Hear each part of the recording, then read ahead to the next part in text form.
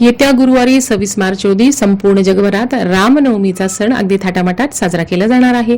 तुम्हाला इतर काही शक्य नसेल तर तुम्ही गुरुवारपर्यंत रोज फक्त एक वेळा रामरक्षा स्तोत्रमचं पठण करायचं आहे. जसं की नावातच रामरक्षा असं आहे, तर तुमच्या कुटुंबावरती कोणतेही संकट येऊ नये, कुटुंबाचे रक्षण व्हावे म्हणून तुम्ही रामरक्षा स्तोत्र नक्की म्हणू शकता.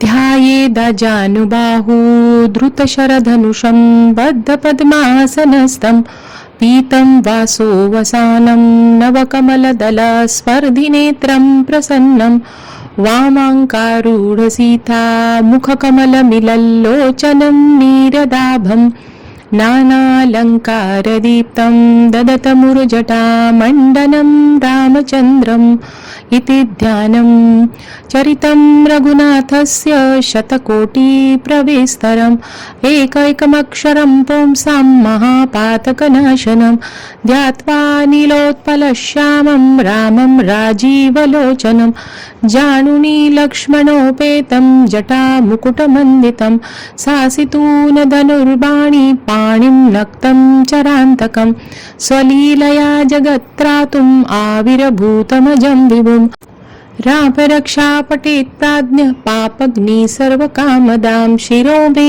राघवः पातु भालं दशरथात्मज कौसल्ययो दृशः पातु विश्वामित्रप्रियश्रुति घ्राणं पातु मखत्रातां मुखं सौमित्रिवत्सल जिह्वा विद्यानिधिः पातु कण्ठं भरतवन्दित स्कन्दो दिव्यायुधः पातु भुजौ भग्नेश्वकर्मुक.